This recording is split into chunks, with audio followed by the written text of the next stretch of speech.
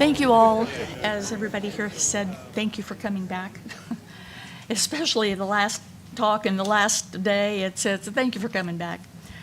The name of the book that I wrote, it was a play on whether the UFO, oh, hello there, on whether the UFO community was teetering on the lure of the scientific cutting edge of discovery, as so many people felt that they were, well, people in the UFO community anyway, or were they on the lunatic fringe edge, as a lot of other people felt that they were. And it was kind of a play on that idea of which edge. And I did my best not to come down on either side of it. Small story before I start my talk. When I was writing my dissertation, my advisor and I were going over the latest chapter that I had written, and there was a little tiny piece in there about Roswell. And, you know, something crashed. The military went out and picked up the pieces. The Roswell Army Airfield issued a press release that they had captured, you know, they had got parts of a flying saucer, and within 24 hours, that was pulled back off the wires, and the whole thing was denied. And my advisor read that aloud, and then he looked up at me, and his eyes were as big as saucers. And he said, "Brenda, you can't say these things. It makes you sound like too much of a believer." And I said, "No, I have to say these things. This is central to the whole history of the modern UFO phenomenon, and to omit saying something would be a mistake." And I went out. But that just goes to show you how low the bar was for transgression, for being accused of being a believer, which was a no-no. So I am impressed at this conference to see, you know, 25 years later, I see hard scientists, social scientists, humanities scholars, and a big chunk of the public with no particular academic approach. And we're all together in this one room talking about this. And we're at a place like Rice, of all things. I would like for us to give a big hand of applause to Rice for having the guts and the foresight to hold this conference.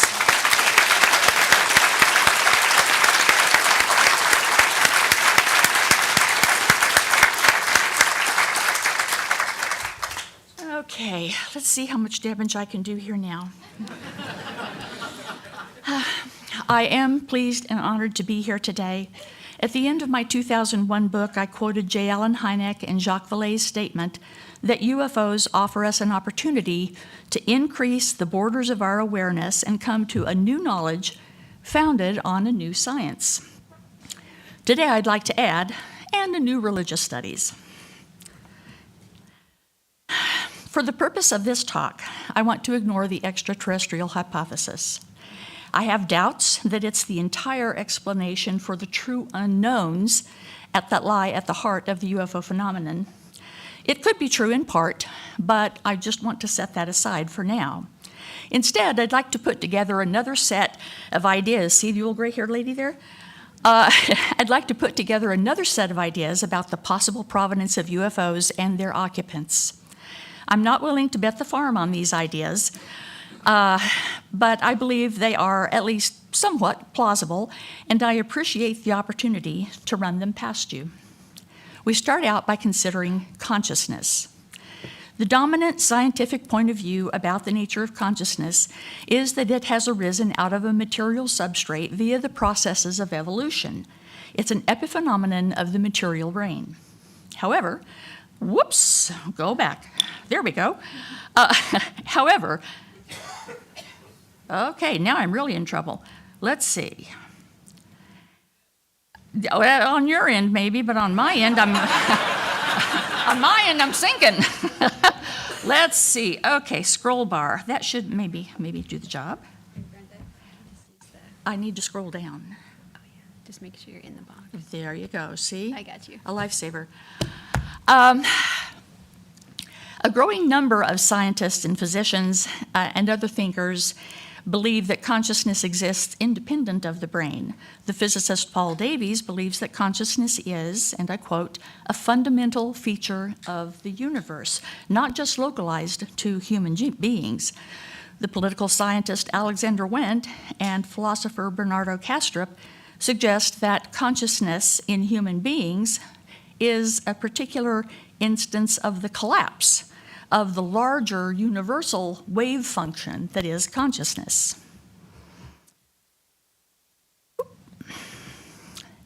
Paul Davies points out that the universe is not just a set of overlapping events and processes that are essentially unrelated. The processes, he says, are all interrelated. The nature of the interrelationships between those overlapping events reveals itself in mathematical unity.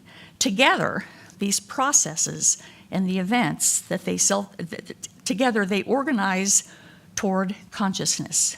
Consciousness is a self-organizing result of all of these processes. Because these mathematical laws operate everywhere, Davies says that we can expect consciousness to have evolved in places other than Earth. And I seem to be lost again. Oh, look, there it goes. We can expect consciousness to have evolved on other planets orbiting other suns, very likely. But I was left wondering, what about other realities that are also described by mathematics? The discipline of physics, much of it, if not all, theorizes that there are other dimensions of which we're not normally aware that are more or less right beside, or better yet, interwoven with what we experience on a day-to-day basis. Physicists have tentatively mapped their nature and speculated about what reality would look like from within them. So I wondered, what if evolution in our little corner of the universe was not limited to the 3 or 4-dimensional reality that life forms like human beings live within and can easily understand? What if there are dimensions of reality that we do not experience, at least not on a daily basis? Assuming that in one sense or another they do exist, is there any necessary reason why the processes of evolution, including the evolution of consciousness, would have been limited to our 3 dimensions rather than operating in all dimensions that are available?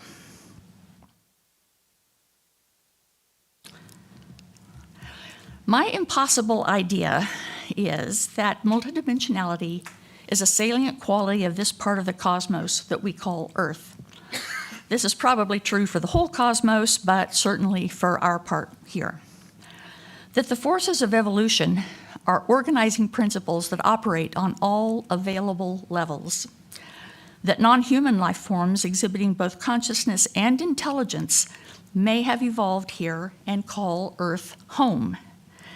That the intelligences behind UFOs may be examples of such life forms.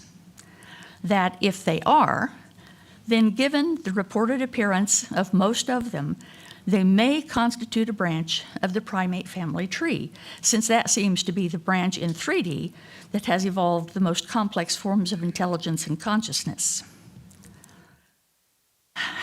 I suspect, perhaps, that they may have evolved into or within a dimensional evolutionary niche that's different from, but not far removed from, the 3D. That just as there are multiple kinds of 3D life on Earth, with varying morphologies and kinds and levels of intelligence, so there may be multiple kinds of beyond 3D life on Earth. That because they co-inhabit this planet with us, we have interacted with these life forms and come to know them by various names over the millennia, and in some cases, we have formed close relationships with them. If you're sitting out there wondering, what on earth is she thinking? Is she mad? I can only answer the first question. It's up to you to answer the second one. So here we go. First, let's talk about reality. Then we'll see if we can populate it. Once upon a time, human beings believed in the existence of invisible realities that were occupied by various forms of life with varying degrees of apparent intelligence. Things like fairies, gods, jinn, elementals, demons, angels. And then the scientific revolution and the Enlightenment came along and shifted our focus. At that point, intelligent and educated people began to approach reality in strictly materialistic terms. Mathematics was a major tool in that endeavor. However, by the 19th century, there were some who used mathematics to reimagine transcendence and revitalize the old theistic beliefs. This is what Christopher White has written. This did not sit well with most scientists of the day who thought such efforts were credulous and simple-minded. But the idea of unseen realities reemerged in the 20th century, and for one primary reason: the math didn't work without them. As theoreticians chased the revelations provided by advanced mathematics, the equations didn't make sense without the inclusion of unseen realities. The exact nature of those unseen realms has not been nailed down, but theories range from multiverses where everything that can happen does happen, to universes composed of varying finite numbers of dimensions. We don't see the dimensions beyond our 3 or 4, they say, because the rest are rolled up into extremely tiny, impenetrable pinpoints of energy. There's currently no tangible evidence for them, they explain, but the math tells us that they exist. By the way, those dimensions share something with UFOs until recently. Their unobservable nature doesn't keep physicists from trying to imagine what these other dimensions are like and how we might perceive them if we bumped up against them.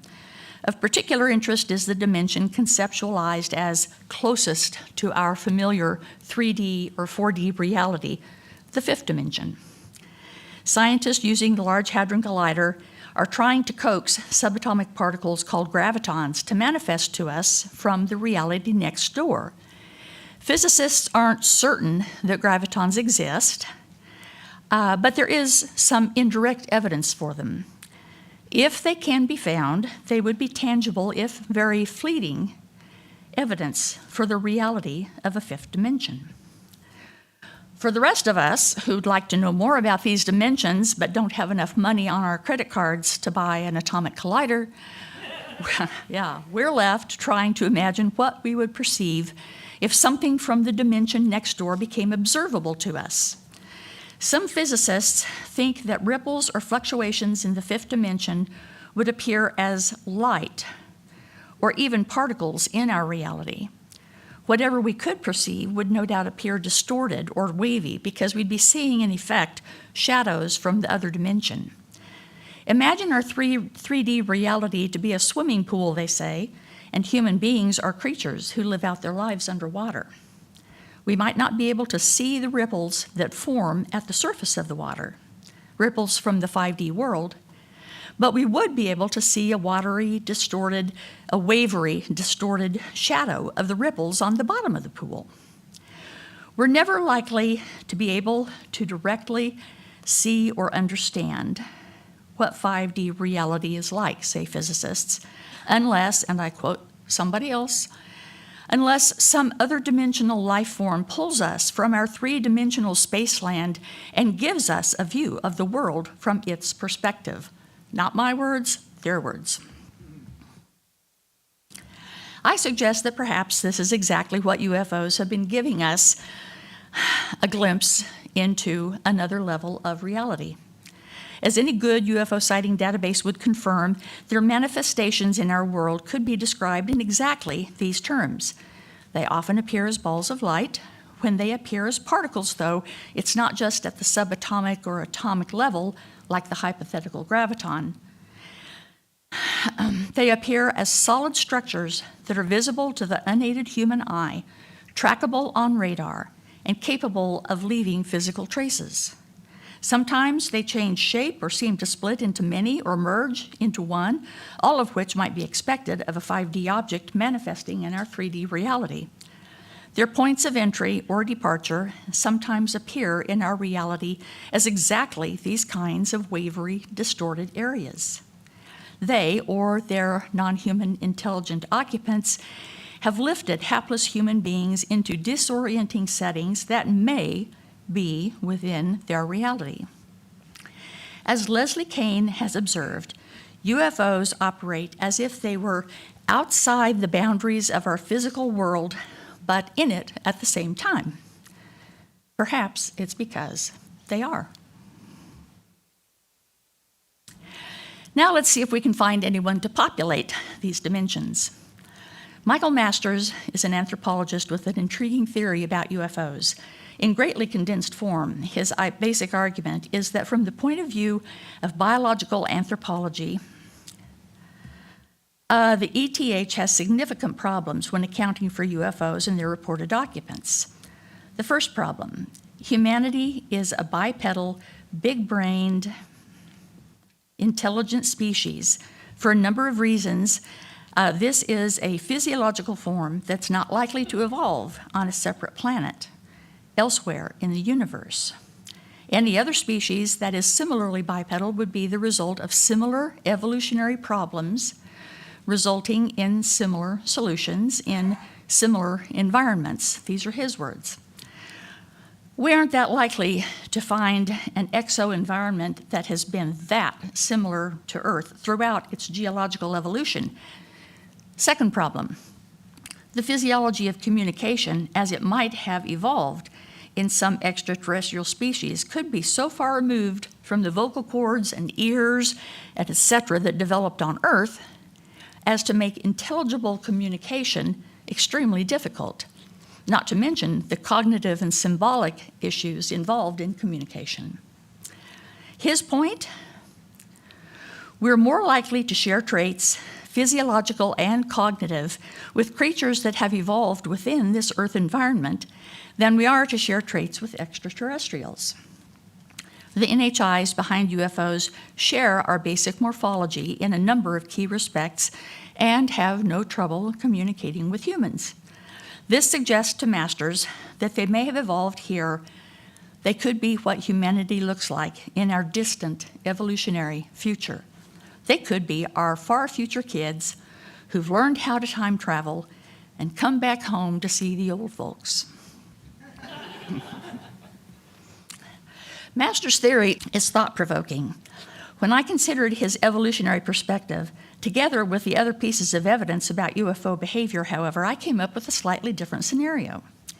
Is it possible that the majority of UFO occupants are a branch of the evolutionary tree here on Earth that split off from the early primate branch at some point in the long ago past and went on to develop and evolve into its own niche in the local dimensional environment?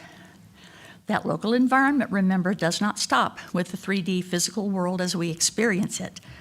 The niche into which they evolved is close enough to our own niche that they can move between it and ours when they choose to, and in doing so, become visible to us.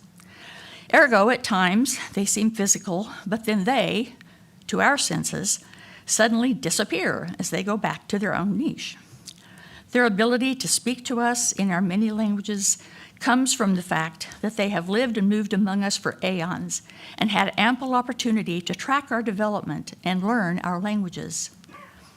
This is admittedly all speculative, and Masters has done the heavy theoretical lifting. I'm simply tweaking his work to propose a different evolutionary relationship between us. As McToney's observed, alien contact, whatever alien might ultimately mean, might be what the process of evolution looks like to the human mind. Because I suspect they've been known throughout history by a number of names and may in fact comprise a variety of 5D beings, I think of them collectively as the other folk. More and more students of the UFO phenomenon are suspecting that the NHIs behind UFOs are locals, other folk, not off-worlders. Possible evidence of this, how UFOs look and act, as they say objects from a fifth dimension might look and act, and I think also what they show an interest in. There seem to be three major areas of 3D terrestrial life that they show an interest in: general scientific environmental study, research into human biology and reproduction, and large-scale human behavior. So what are they doing here? Are they engaged in a scientific project to understand Earth? Are they all this scientific mucking around in the fields and digging up things? Are they collecting samples for terraforming elsewhere? Are they monitoring our environmental degradation? Or is it all a part of their choreography of interaction with humans? The NHIs who abducted Nebraska police officer Herbert Schirmer in 1967 told him they were engaged in a slow reveal campaign to prepare the way for eventual open contact. They purposely contacted people at random so as not to exhibit too much of a pattern, they told Schirmer. They want to keep us confused rather than upset as we gradually get used to their presence. Schirmer reported that they said, "You should believe in us some, but not too much." So my question is, how much belief is the right amount of belief? Let's try that again. There we go. They also seem to have a fascination with human reproduction. What happened to Betty and Barney Hill in 1961 involved reproductive-like processes. Officer Schirmer in 1967 was told that they had a breeding analysis program and that they had been observing Earth for a long time. By the era of the abductees, around the 1980s, biological reproductive manipulations became one of the defining features of close encounters.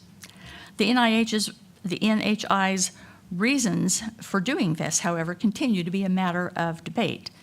It has lost all semblance of being anything so neutral as a matter of mere analysis and has taken on more questionable, even possibly ominous overtones.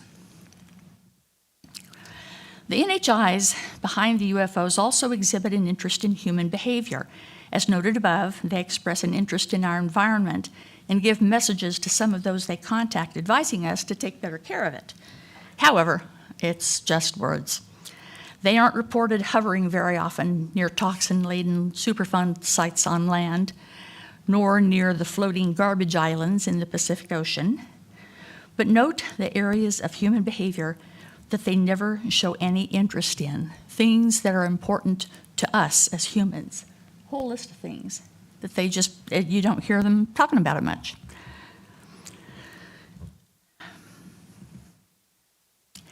Instead, through the decades, they have repeatedly commented on and shown an interest almost exclusively in issues that, if the NHIs share this Earth with us, conceivably might directly impact their own lives.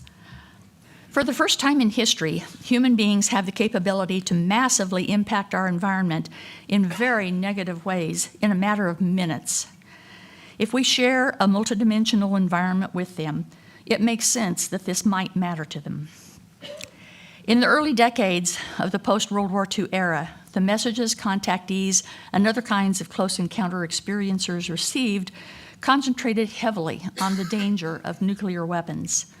The pattern of UFO sightings over the decades verifies that they have a keen interest in our nuclear technology, especially our weapons. This is not a benign observational interest. There have been multiple instances where UFOs have been sighted above nuclear missile silos at the same time that every single missile went offline, a situation that these facilities are designed to prevent happening. A few other times, they've been present at the same time that nuclear weapons facilities went into launch mode for a short time. Again, a case where a set of safeguards failed to work. In a similar vein, it is not unusual for them to render missiles aboard fighter jets unlaunchable or handheld guns unable to be fired. I think this is a key to understanding who they are and why they are seen so often. It's not that from some distant vantage point in space, they saw us explode a nuclear device and came on over to investigate. Rather, the issue is that they live here in these close cosmic environs with us, and our nuclear capability is somehow a danger to their existence, not just our own. Think about it. Within 1 month in 1945, humanity exploded 3 nuclear devices in a wartime setting. Note that within a couple of days of the last bomb, a strange aerial object appeared in the skies over the Trinity test site, and by all accounts, it crashed there. The wartime use of nukes was followed by 2 nuclear tests conducted by the U.S. during relative peace in 1946. In 1948, the U.S. military created a plan to send 30 nuclear missiles to different cities in the Soviet Union if an attack were ever ordered. This means that we had, or quickly could have had, at least 30 nuclear warheads mounted on missiles and ready to fire off. By December of that same year, UFOs were being seen regularly near the Los Alamos National Laboratory and the Sandia Base in Albuquerque, where our nuclear technology had been developed. Note that while UFOs have a track record of shutting down nuclear missile silos, shooting down test rockets, and even disabling less powerful weapons like handguns, they did not anticipate Hiroshima and Nagasaki and prevent that carnage. They did not prevent us from using nuclear weapons to commit violence. Did they not know in advance that we had such bombs or that we planned to use them? It's hard to know. After we had demonstrated both possession and intent, however, they seemed to take notice. One thing is certain: we cannot assume that they're going to or are able to save us from ourselves by causing a wholesale nuclear capability shutdown. That task is on our shoulders. That being said, if your next-door neighbor was storing 10 tons to 50 megatons of TNT on their property, and if you knew that they were prone to react to a lot of things with fear and violence, wouldn't you be a little concerned too?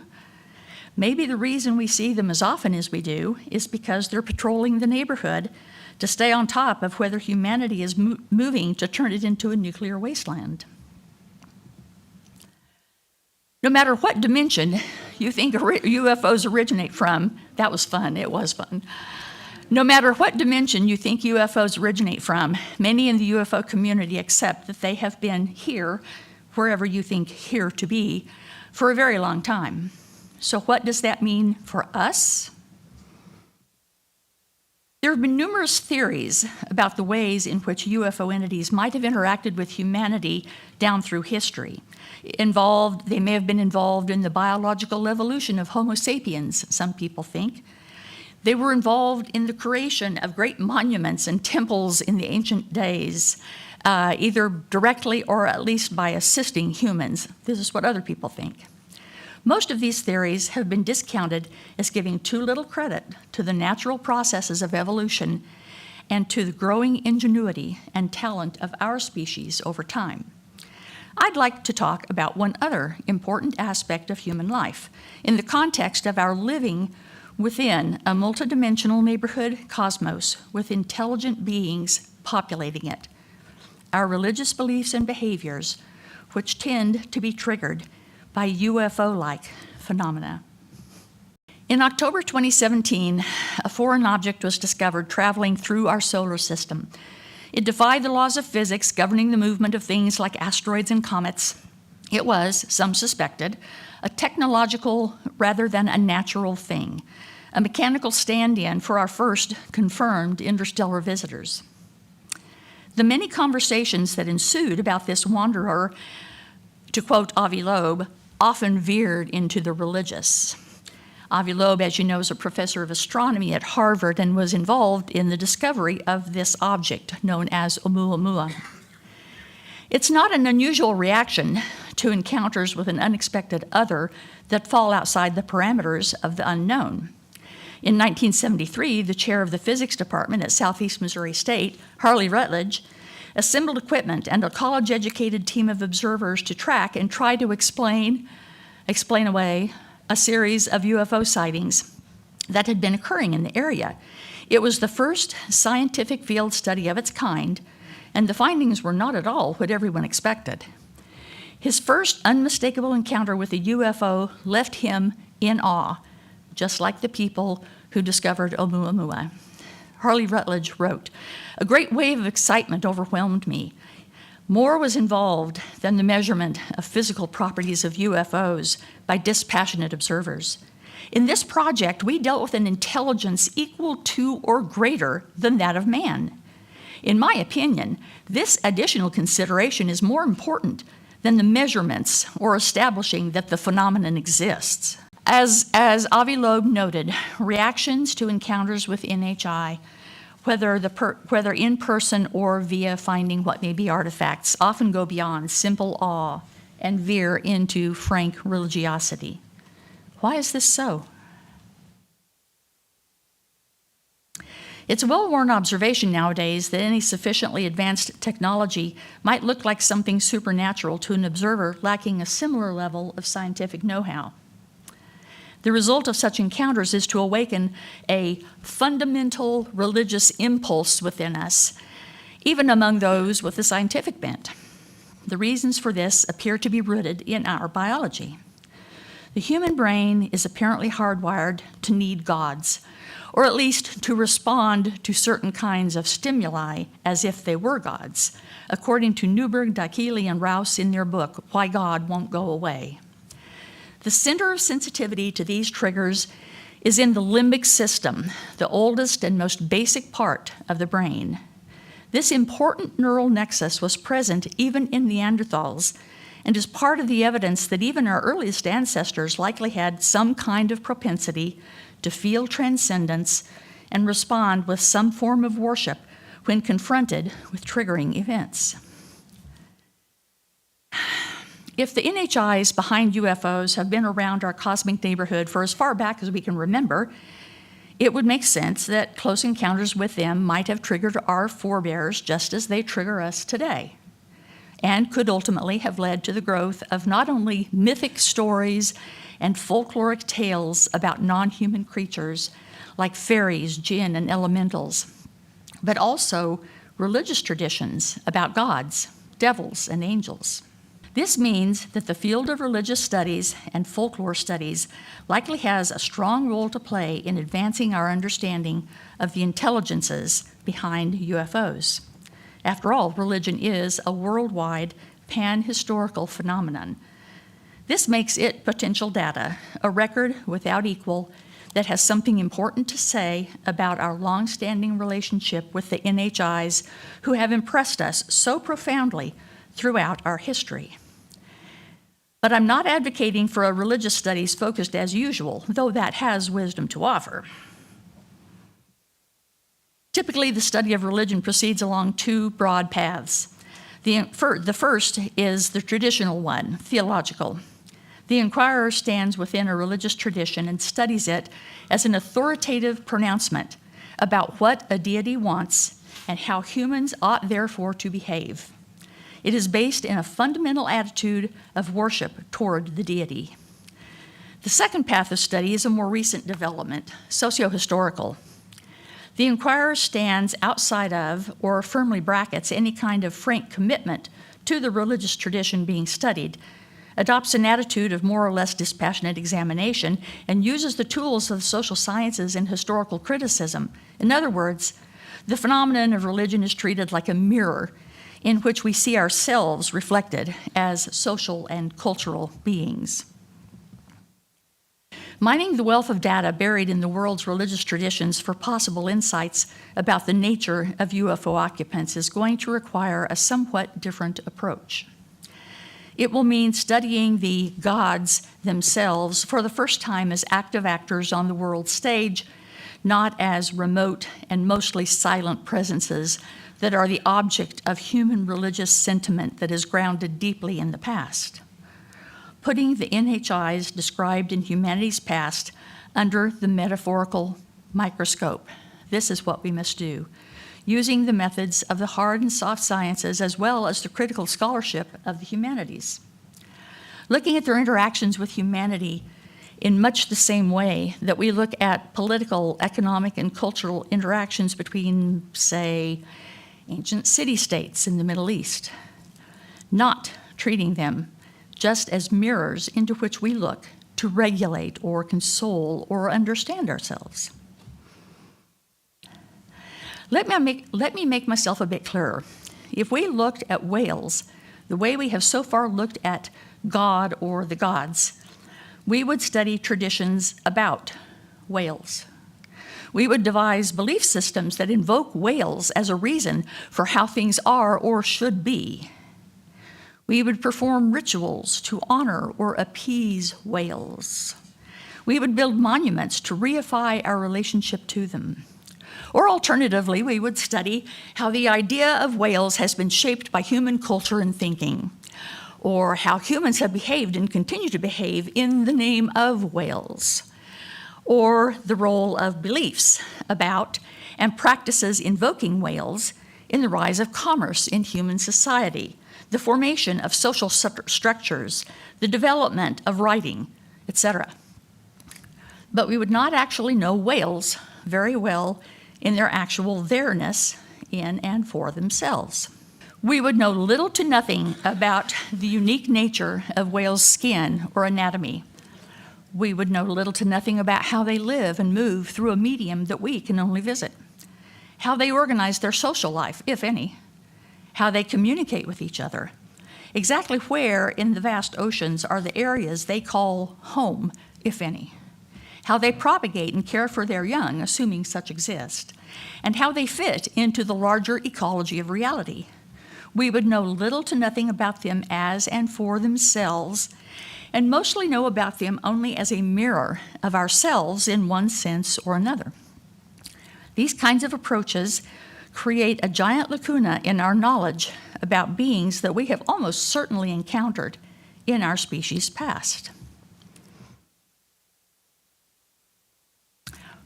We can change this. In our religious traditions, we have more information about the NHIs that share our planet with us than just what we've been able to gather in the last 75 years of UFO studies, possibly more than what we'll be able to gather in the next 75 years, and we need to make use of it. In our species' childhood, these entities manifested to us, and I suspect that at least some of the time we took them to be gods or demigods. They're manifesting to us today in new terms that are highly likely to make sense to us, as technologies we might be able to kick the tires of, and as scientists and explorers of some kind or other. But we still have a tendency to respond with awe and feel as if we may have touched something supernatural when we encounter them. This is to be expected, given the neural structures that we have. Is it, however, what is needed as the relationship between us continues to evolve? I have a few thoughts about moving forward with this. Born in the 12th century, a Muslim guy whose name I will not savage, I will simply call him Al-Arabi, was an influential Islamic scholar and mystic as well as a prolific writer. In his work, he described a realm intermediate between the abode of Allah and that of humanity, to which humanity occasionally has access. We today call this place the imaginal realm. Time behaves differently there, but it's still a sensory realm. The senses that must be used to perceive it, however, are analogs to our physical senses, not our physical senses themselves. The beings that inhabit this reality are varied, but the ones with whom humanity has the most contact are the jinn. The jinn are neither angels nor corporeal things, but they have qualities that are both spiritual and corporeal, luminous and dark. The mythical expression of this luminosity is that jinn can look like they're made of fire that does not give off smoke. I think in more modern terms, we might say they appear to glow. Al-Arabi says that three kinds of beings typically can manifest themselves within the imaginal realm: angels, jinn, and human beings. In manifesting, beings that naturally do not have corporeal bodies may become embodied, while those with normally corporeal bodies may become spiritualized. The jinn are known to be shapeshifters, And although they're not corporeal, they can be difficult to distinguish from material sensory objects when they manifest in our reality. Despite being non-corporeal in essence, they can leave effects on material objects. The NHIs known as jinn are neither inherently good nor inherently bad. They make choices in their behavior just as humans do. Human encounters with them may be perceived simultaneously among all individuals in a group or remain confined to one targeted person within a group. They can appear in view and then disappear in the blink of an eye, or when you turn your head for a moment and they're gone.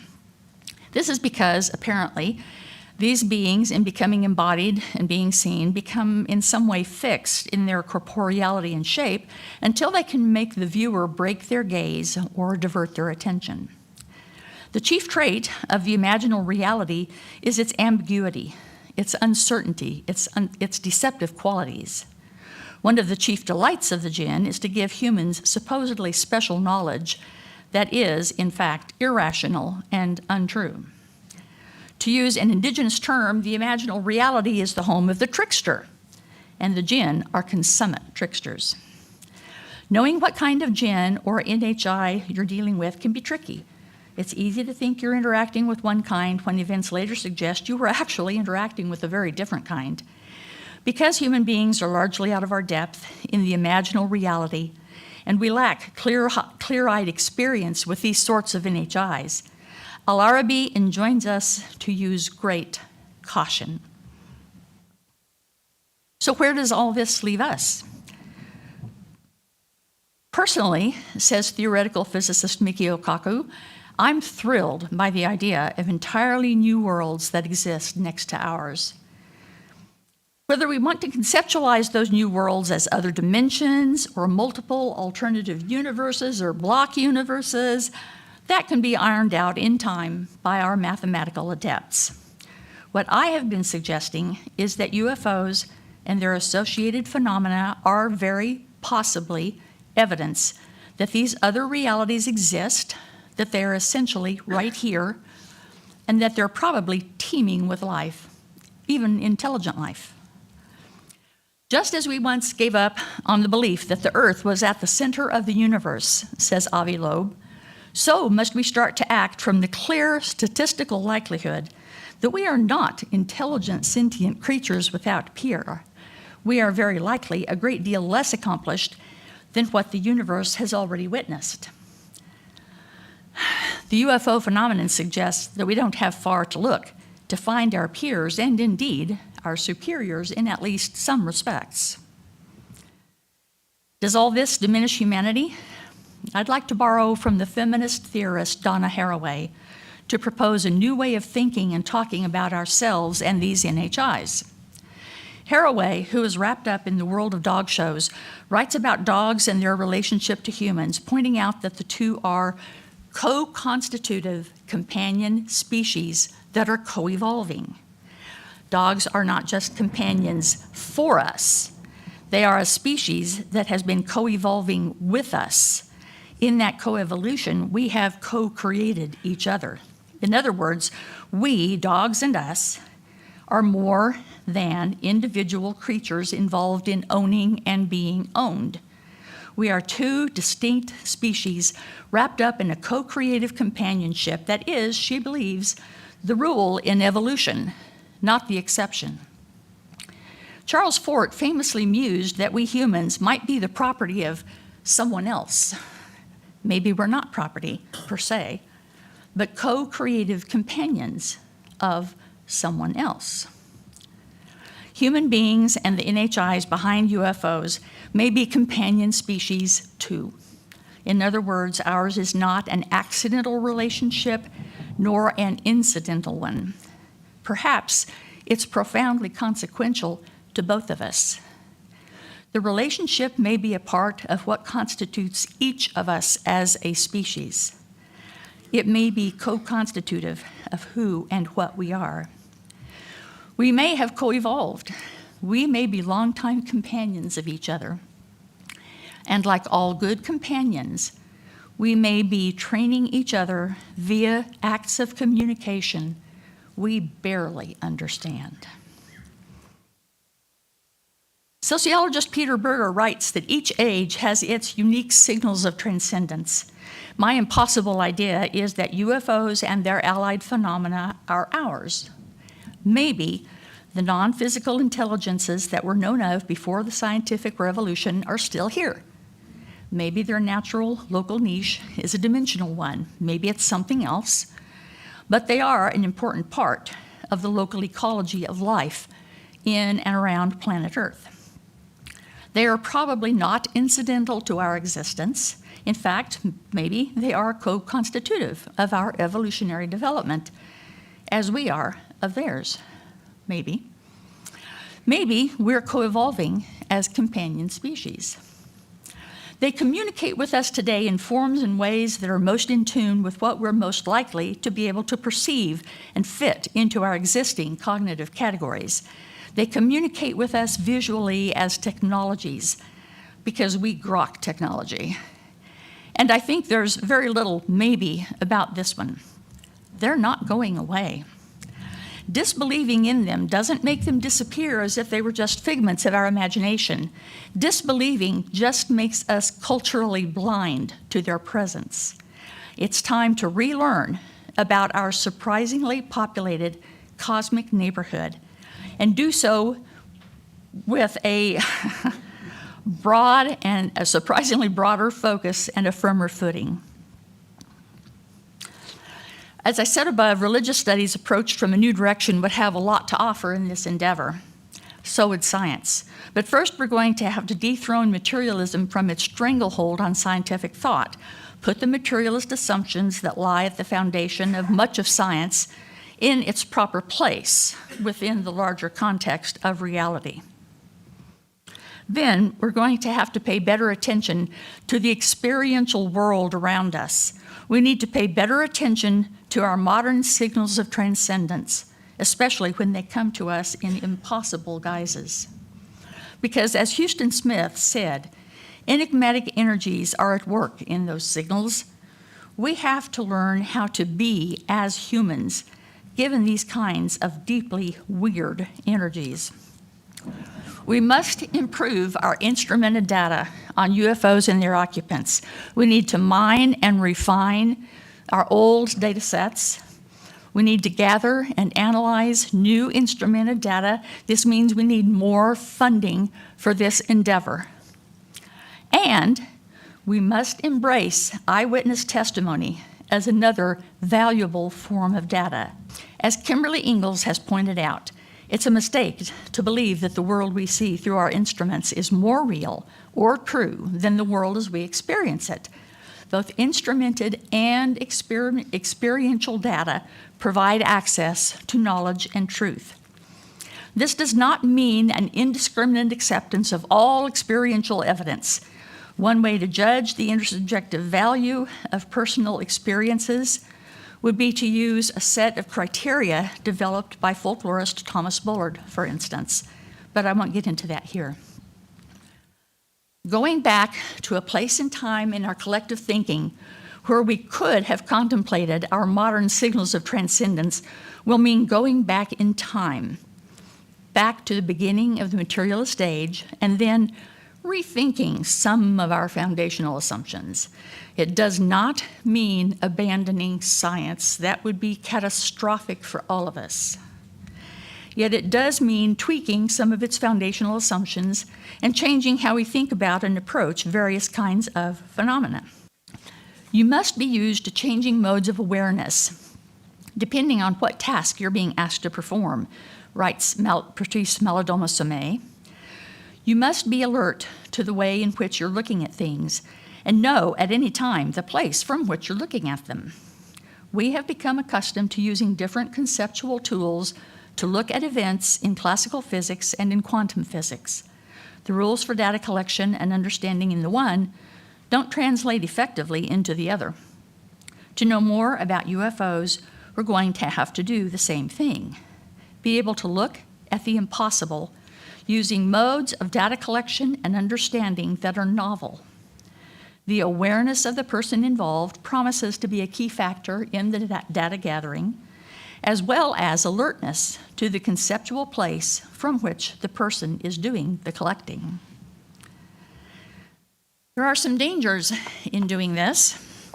In an age when political authoritarianism and religious fundamentalisms are oozing out of the darkest places of the human unconscious worldwide, simultaneously having other parts of our collective consciousness trying to open up to reality in this way can be dicey. But it's also, in my opinion, the only authentic path forward.